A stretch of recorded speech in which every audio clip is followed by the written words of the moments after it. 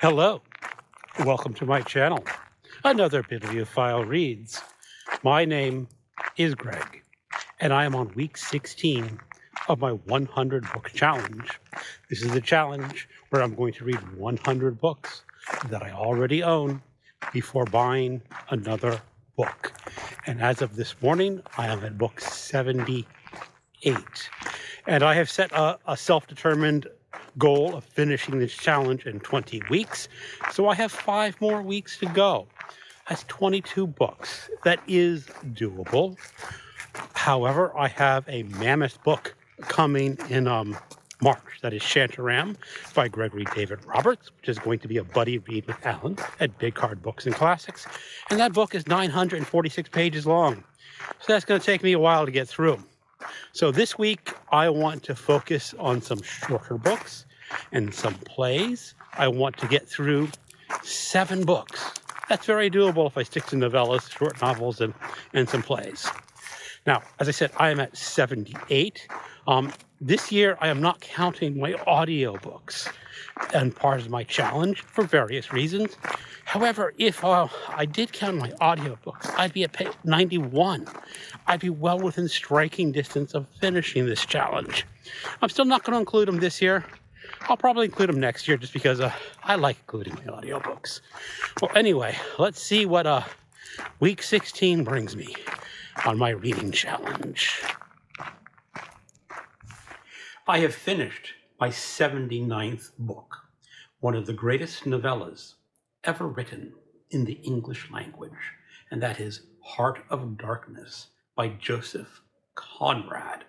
I picked this up because I've been recently reading a nonfiction account of the Congo in the 1960s when they achieved independence. And I found that book very fascinating. And of course, since The Heart of Darkness is set in the Congo in the 19th century, there was a brief mention in that book about the Heart of Darkness, and I just wanted to reread it. As I said, this probably would count in my top 5 novellas that I've ever read in my life. It is the story of Marlowe, a sea captain who was captivated with maps in his childhood of the uncharted territories. And when he was a child, the Congo was uncharted. So as an adult, he decides to take a job taking a barge or a small little ship down the Congo to pick up a man named Kurtz, who's going a little nutsy Fagin. And what he finds in the Congo, what he hears from Kurtz, is one of the most remarkable stories and most remarkable insights into the human condition that I have ever read. If you have not picked this up yet, please do yourself a favor. It is truly a great story. And you can ask yourself at the end, why does Marlowe lie about Kurtz's last words? Definitely food for thought. I have finished my 80th book, Ice Planet Barbarians by Ruby Dixion. On the cover says science fiction romance. I suppose that's true. This is also a very naughty, graphic book. It qualifies as explicit erotica, about the same level as that I would have found in Penthouse forums when I was a young lad growing up. Very naughty, very explicit. It is the story of an Earth woman who is kidnapped by aliens to be some sort of sex slave for other beings. But the ship crashes on an ice world, and she has to go out and see if the world is survivable. And there she meets a 7-foot, blue, hunking alien with horns. Did I mention that he was blue? And he falls in love with this Earth girl instantly. I guess that's called insta-love. And you'll get around in the plot to figuring out why these aliens have insta-love. It's part of the plot device. Is this a good book? No, not really. It's alien erotica romance. But it was highly amusing, especially if you like explicit sex scenes. And this is also the first book in a 21 book series. I think some of the series are just short stories, but I don't know. This book I got off Kindle Unlimited, so I'm able to download the other books in this series for basically the cost of my Kindle Unlimited subscription. I don't know if I'll ever do that. If I wanted a naughty book, I'd probably go back to my naughty westerns. They're a little more to my taste. Because really, why would a woman want to have sexual intercourse with a 7-foot horned blue alien? Well, okay, I won't mention the main advantage, but let's just say she really enjoys her sex with her alien. I guess it's an amusing story. I have finished my 81st book, Rhinoceros, by Eugène Ionesco. Ionesco was a Romanian-born French author. This play was written in 1959 and first produced on stage in 1960. It is the story of a small town. Two men are outside a cafe or restaurant, talking. Suddenly, the earth shakes. A rhinoceros runs by, and they are rather amazed. Where did this rhinoceros come from? There is no local zoo where their rhinoceros could have escaped from.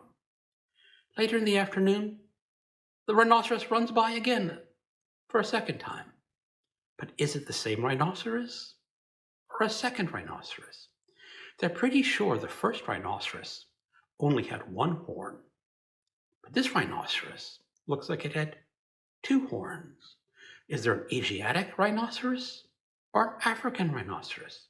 It's a big discussion until they learn that the rhinoceros has run over a lady's cat.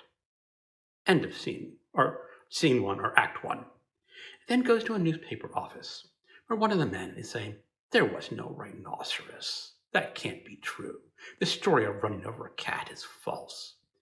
But there are more reports of rhinoceroses being seen.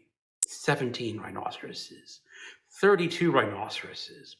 What the freaking hell is going on? And that's the general setup. Now, this is theater of the absurd. It is kind of played as a comedy when I watch some clips on YouTube. But mostly, this is an allegory for totalitarianism. Because when the people are turning into rhinoceroses, it is the equivalent of people accepting totalitarianism. And that's what he wants to talk about. And even though this play was written or produced in the 60s, I think it's still having resonances today because in the United States, people are turning into rhinoceroses. Have you noticed that? A really fascinating play to read. I highly recommend it.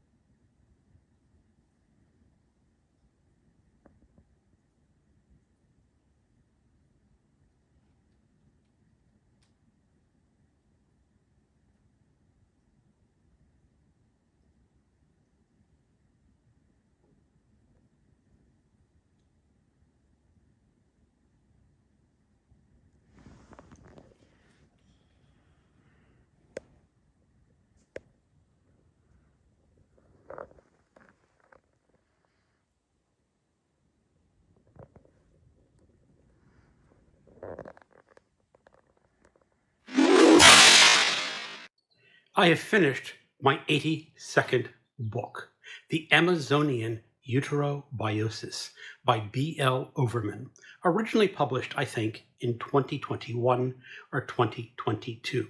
This is listed as a science fiction horror erotica novel. It is the story of Lena, a graduate from a university in Florida in biology. She's out in the Amazon with some colleagues and friends seeking samples to help her get into graduate school. At one point, she needs to sneak off by herself to take a leak, and she pulls her pants and panties down to her knees, and lo and behold, a giant bird-eating spider scurries across her path. She gets spooked, she falls down, she slides on a mud hill and into a riverbank or a creek bed. So she's all muddy, and she notices that there is a large parasitical creature shaped somewhat like a human penis that's trying to insert itself into her girly bits and succeeds. And this parasite, which lodges itself in her womb, makes her a very horny young woman, and she will go out to seek unprotected sex with men. And she has a parasite. You know, things are just not going to go well from here. Now, the problem with this is a very unsexy erotica novel. All the sex is rather gross. It's not enticing. Now, when I read a cowboy trash book or cowboy or naughty Western, I'm saying, yeah, cowboy, you're getting laid. And again, that's kind of fun. The sex in this book is just gross. It's not interesting. It's kind of disgusting. So I just have to wonder who the audience for this book is. I don't know anything about the author. I don't know if B.L. Overman is a man or a woman. I kind of suspect it's a man who doesn't get out a lot, but that's just what I think. It could be a middle-aged mother of two, and she's writing this sci-fi erotica horror while her children are at elementary school during the afternoon. It could be anywhere in between. It's the first part of a trilogy. The second part of the trilogy, The Yanni Flower, was recommended to me by another booktuber. She rather enjoyed it, even though she says, yeah, it's kind of gross too. And The Yanni Flower and the Amazonian Biosis, they are linked. I think they're parallel stories. This one is about a parasite in a woman's womb, and I'm not quite sure about the other one, but it's some sort of parasitical fungus, I think. Will I ever pick it up? Probably. It's on Kindle Unlimited, so that sort of makes it free. But, you know, I don't have high hopes for it. I think it's just going to be another disappointment. But I'll probably give it a try. I have finished my 83rd book, the novella, The Death of Ivan Ilyich by Leo Tolstoy. One of the most famous novellas ever written. This is a reread from me. I remember having to first read it when I was at university in a Russian literature class in translation. And I remember the professor saying that when this novella was originally published in Russia, the papers in the reviews says, Tolstoy conquers death. That's what they felt about it. At least that's what he told me about us, or the entire class. And this is the story of a high up court official in Russia, named Ivan Ilyich. And on the first page, it is announced that Ivan has died. And all of his colleagues are worried, are concerned, are anticipating who will get his coveted position. Everyone's going to get a promotion and move up and earn more rubles. It then goes into how Ivan Ilyich died and what was his anticipation? What was his thoughts of oncoming death? Because this novella was written after Tolstoy's religious conversion, the religious conversion that sort of made him dismiss War and Peace and Anna Karenina. And I can see this because there is a scene towards the middle where Ivan Ilyich is hanging some curtains. And he sort of slips and falls a bit and bangs himself up. And then death starts coming towards him. But it's not necessarily part of the fall. Is it a disease has he encountered? Not encountered, caught. Or is it some sort of existential crisis that leads him to death? Hard to explain, hard to know, really fascinating little novella. If you have not read it, I highly recommend it. It's a great book. I have finished my 84th book. This is the Science Fiction Hall of Fame, Volume 3. It is a collection of the Nebula winners from 65 to 69, containing short stories, novelettes, and novellas. I had originally picked this up intending to read Dragon Rider by Anne McCaffrey. I have read her book Dragon Flight, which is the longer version of this novella, but I have never read the novella. However, once I picked up this book, I decided to read something else. I reread Behold the Man by Michael Moorcock. It is one of my all-time favorite science fiction novellas. It is the story of Carl, a British man in the 70s who owns an occult bookstore. He's sort of obsessed with religion. And one of the people who goes to his occult bookstore is an ex-scientist who has invented a time machine. And Carl uses that time machine to go back to 28 AD. He wants to meet Jesus of Nazareth. Complications occur. And I will not tell you what those complications are. You might be able to guess, but this again is just one of my favorite science fiction novellas. And I was just so happy rereading this today. And that's it. I'll probably reread it again someday because it's one of those works that I always go back to. And if you have not read it, I highly recommend either picking up the novella or the full-length novel version. Moorcock did turn his novella into a short novel afterwards. Again, highly recommended. Okay, I'm calling that a wrap for week 16. I did intend to read 7 books this week, and while I still have a lot of day on Sunday left over, I have decided to get started on a 500-page novel that I need to read by Wednesday morning. So that will be it. Thank you for watching, and keep on reading.